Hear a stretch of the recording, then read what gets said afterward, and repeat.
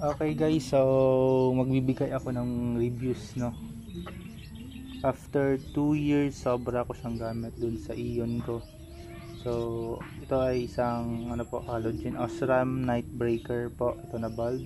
At the same time itong T10 naman na ito, T10 LED bulb. So ito, gamit ko ito sa park light doon sa kabilang sasakyan ko, at ito sa signal light niya. So iti-try natin mamaya sa kape if compatible ba siya, if swak ba siya sa ano. Since yung naka-install din na tint sa sasakyan ko is nasa ordinary tint, medyo madilim talaga pag once madilim talaga once pumapatak na ng gabi, no?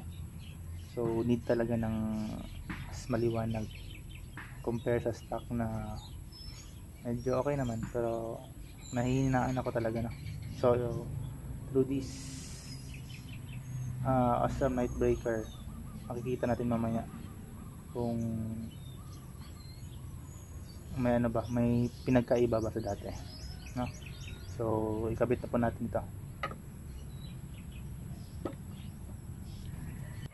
So ikabit na po natin yung Osram Nightbreaker po, no? So trusted brand talaga yung Osram. Since after 2 years sobra, hindi pa talaga nababasted yung bulb natin, no? So makikita mo din parang good as new pa rin yung performance niya, at the same time yung appearance niya po, makikita mo po. So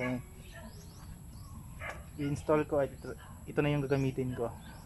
So kumbaga yung stock ng kape, i-transfer ko muna sa Ion ko, at the same time itong Osram Nightbreaker i-install ko muna dito. Ay, ito muna yung gagamitin ko since napakadilim ng feed ko pag once na gabi.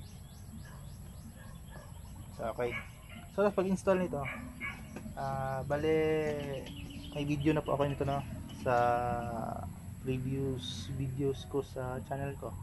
So makikita nyo doon kung paano mag-install ng headlight.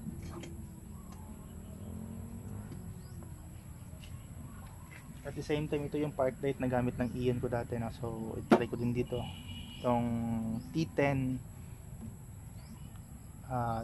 bulb, LED bulb. So cool white ito siya.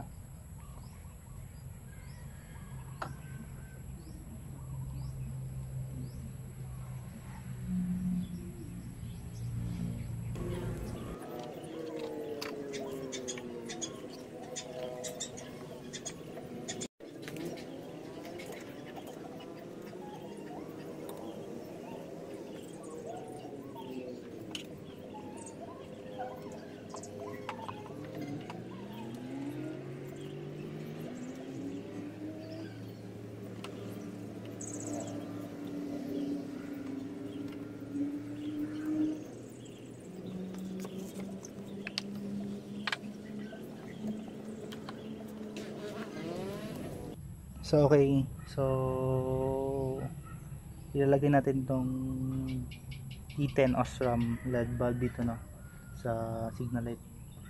Kung i-test din natin, i-swap pa ito dito. So sa pagtanggal ko nito is meron na po akong video nito, no, sa channel ko po. So ganyan lang.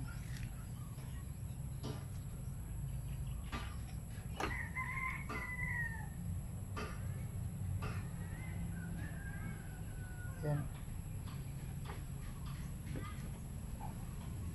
Okay.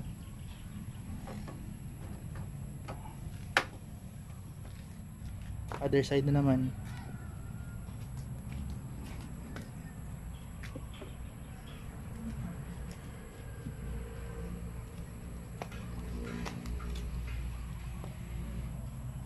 Kasi para sa akin mas better kasi if naka-LED light na yung ano, yan yung bulb natin, para at least less consumption sa watts.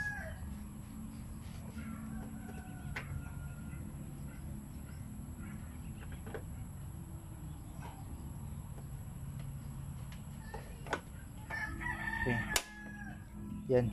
So na-install na natin na yung yung LED ng Osram dito sa signal light.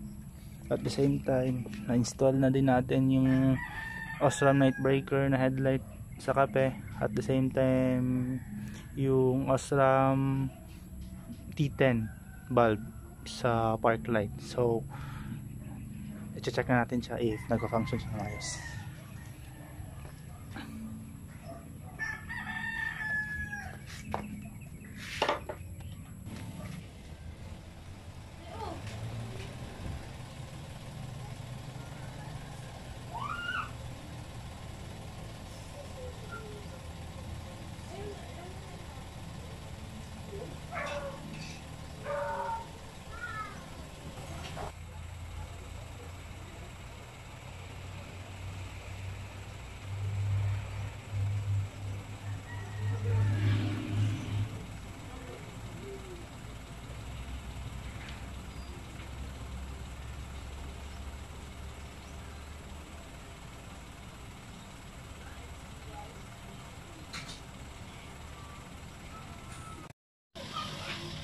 So na-install na natin lahat, no?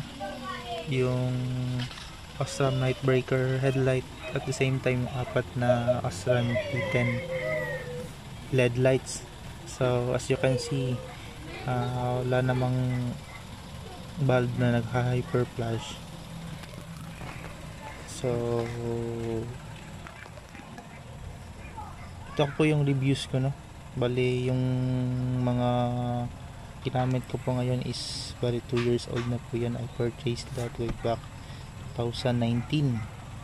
So gamit niya ng iyon ko. So ngayon ito transfer ko sa kape if swak ba siya.